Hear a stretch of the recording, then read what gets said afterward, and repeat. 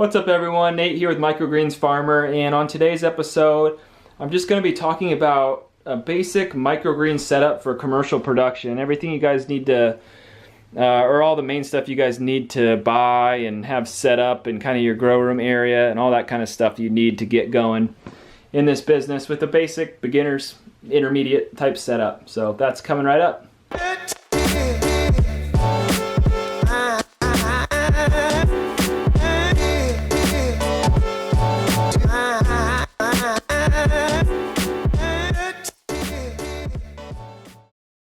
Okay, so if you guys are here, you're interested in starting a microgreens business, most likely, make sure to head over to the website and download the free quick start guide, and you can sign up for the webinar. But yeah, I'm just going to kind of go over like the basics you need, or things to think about if you haven't built your grow room yet, that kind of stuff. So I'll just point everything out here, talk about it as I'm doing that. So this used to be, a carpeted room in our house, essentially, that we added an exterior door to. Area to take off shoes, and then we replaced the carpet with this just sheet vinyl. This is actually just sheet vinyl, so it's just one piece, which makes it really easy for cleanup. If you're going to be growing microgreens indoors, you don't want to do it over carpet. I wouldn't really want to do it over like a nice hardwood floor or even a laminate floor, because a lot of water on there can mess both those up as well. Ceramic tile you could, but you got little cracks, a little harder to sweep sometimes. So this sheet vinyl works great. And you don't need a huge area to do this in your house. This room's like a 12 by 12. I'm not using all of it at all. I could get by with a smaller room than this, smaller space than this. So we've downsized our setup just a little bit. We've got rid of one shelf just because I've been working so much on Microgreens Farmer, like education stuff. So we just got one shelf going here right now, and this is great for someone just getting started. You can finish 32 trays in 1 week on just this one shelf here that has 4 lights going. It's actually got 6 shelves, but the top 2 are just storage. So yeah, with 4 lights you can finish 32 flats per week, which is a lot if you're just getting started. So that's all you really need. We got this setup, this shelf with the rolling wheels at Sam's Club. We've got other ones before at Menards or Lowe's, so home improvement stores. So, these stainless steel racks are nice because they're easy to clean and easy to adjust the shelf height and stuff like that. This is the rack we went with. We've got the T5 grow lights on here that we get from HTG Supply.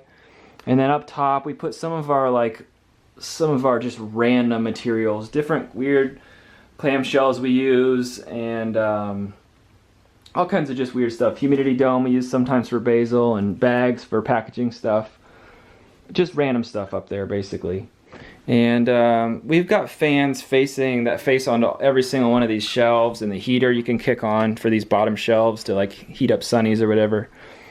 So this one's nice. It rolls in case you need to pull it out to get a good clean under there.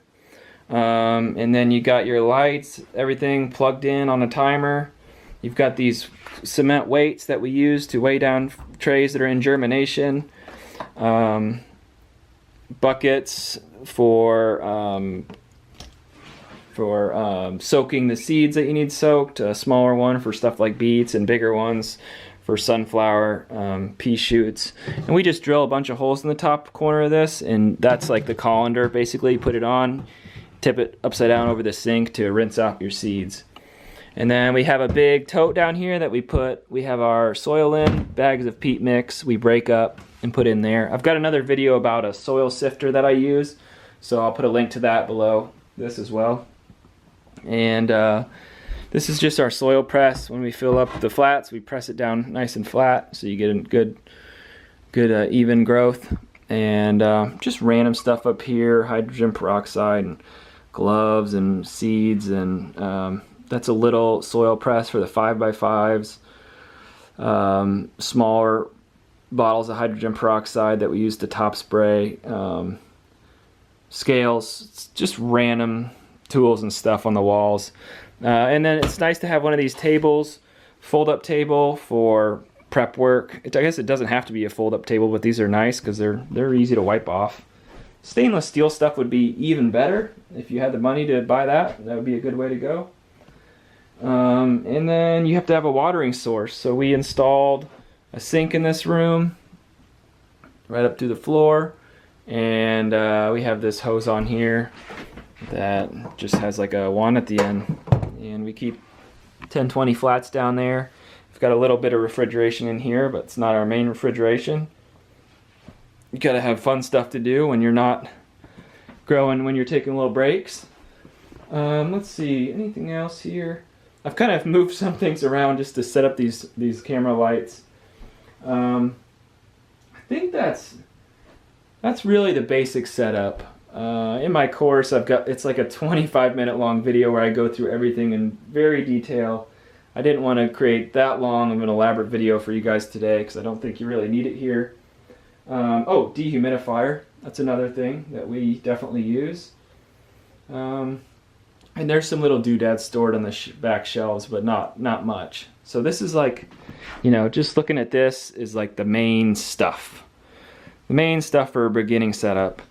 And what I recommend is you don't even need to buy this right in the beginning. You can just get one light, a table like this, put the light over the table, and just use this one table to grow 8 flats a week to take samples out to some restaurants, your neighbors, whatever, your friends. Start making some sales. And then if that's going good and you want to ramp up, buy one of these shelves and get your other lights, and then you can start ramping up from there. And I go over that strategy in my webinar, how to get started on less than $50. I go over it in a little more detail on there. So I hope that you guys find that helpful. As always, give it a thumbs up, hit subscribe, tell your friends, tell your mom, all that good stuff. And thanks so much for watching. And I'll talk to you guys later.